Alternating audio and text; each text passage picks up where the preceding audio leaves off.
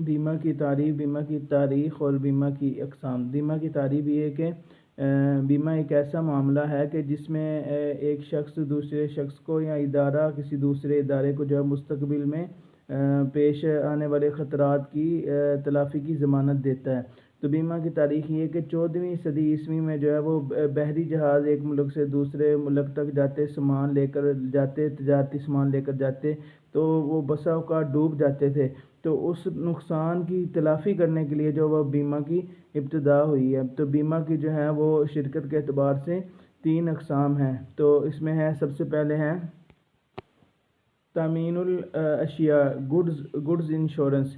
इसमें ये है कि अशिया की जो है इसका तरीक़ाकार ये है कि सामान के ऊपर यानी कि बीमा होता है, जैसे कार वगैरह या गाड़ी वगैरह। तो इसमें यह है कि जब कोई शख्स जो है वो अपनी किसी सामान के ऊपर इंश्योरेंस कराता है तो वो अक़सात में जो है वो जो एक महाना के तौर पर जो रकम उसको अदा करनी होती है वो उसको अदा करता है।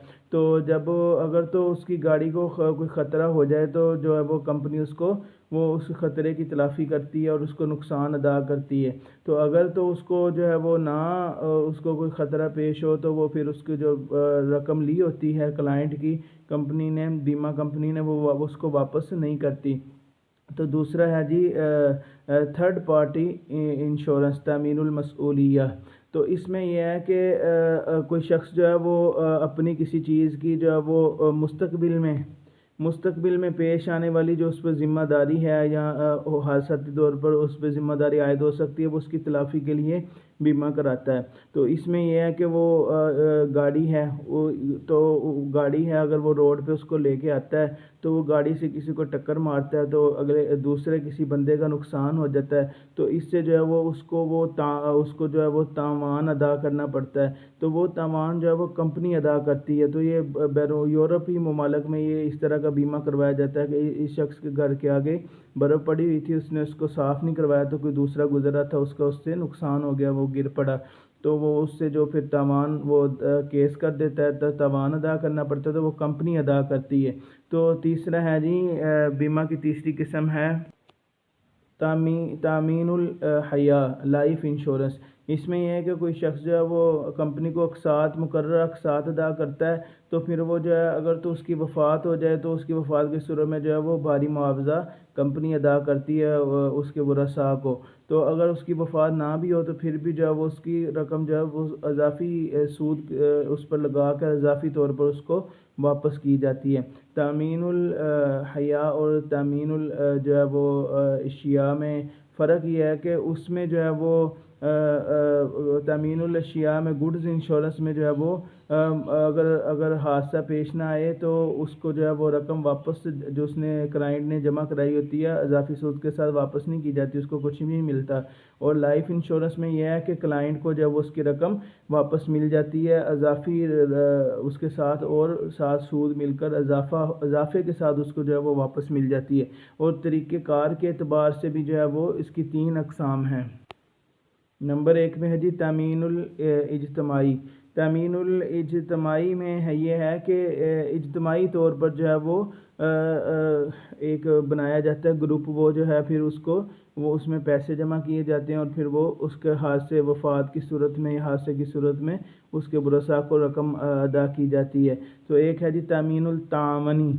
तो वो ताउन के तौर पर जो है वो एक बनाया जाता है कि अगर किसी को हादसा पेश आएगा तो उस इकट्ठी की जाने वाली रकम से उसका ताउन किया जाएगा। अगर तो वो जो हादसा ज़्यादा होते हैं, ताउन जो है वो ज़्यादा करना पड़ता है, तो फिर उसके जो पैसे कम पड़ जाते हैं तो फिर उनसे और ज़्यादा वसूल किया जाते हैं हिस्सेदारों से। तो अगर वो कोई भी नुकसान ना हो तो वो वही पैसे जो हैं वो हिस्सेदारों को, शराकतदारों को वापस कर दिए जाते हैं। नंबर 3 पे है जी तामीन तजारी। इसमें जो है वो तजारत की गर्ज से जो है वो उनको दिए जाते हैं, उससे वो कंपनियां जो वो इकट्ठी करती हैं, फिर उसको तजारत करती हैं, फिर उनको जो है वो इजाफ़ी रकम जो है वो उनको वापस करती हैं। तो इसके साथ जो है वो जी बीमा की जो है ना जी जो नाजायज़ होने की वो सूरतें हैं वो ये हैं कि नंबर 1 पे सूद है کہ سود کی وجہ سے جو بیمہ جو ہے وہ حرام ہوتا ہے، کہ اس میں اکثر جو بسا اوقات کا اکثر جو زیادہ تر کمپنیاں ہیں وہ اس کو جو ہے وہ سود دیتی ہیں، سود یعنی کہ وصول کرتی ہیں اور سود ہی وہ ادا کرتی ہیں۔ دعویٰ تو کمپنیاں جو ہے وہ اس کا کرتی ہیں تجارت کا، لیکن وہ تجارت کرتی نہیں ہیں، اس پہ جو وہ سود وصول کرتی ہیں۔ نمبر 2 پہ اس کی جو وجہ ہے وہ قمار ہے، کہ عام طور پر جو ہے وہ کمپنیاں دعویٰ کرتی ہیں کہ نفع اور نقصان ہو سکتا ہے، لیکن نقصان ہوتا نہیں ہے۔ تو یا تو یقینی اس میں قمار اس طرح سے ہے کہ یا تو یقینی فائدہ ہوتا ہے یا یقینی نقصان ہوتا ہے۔ تو دوسرا یہ تیسری جو ہے وہ وجہ ہے غرر ہے۔ غرر میں یہ ہے کہ غیر یقینی کی کیفیت ہوتی ہے، یقین نہیں ہوتا بھی کس طرح سے ہوگا، کیا معاملہ پیش آئے گا۔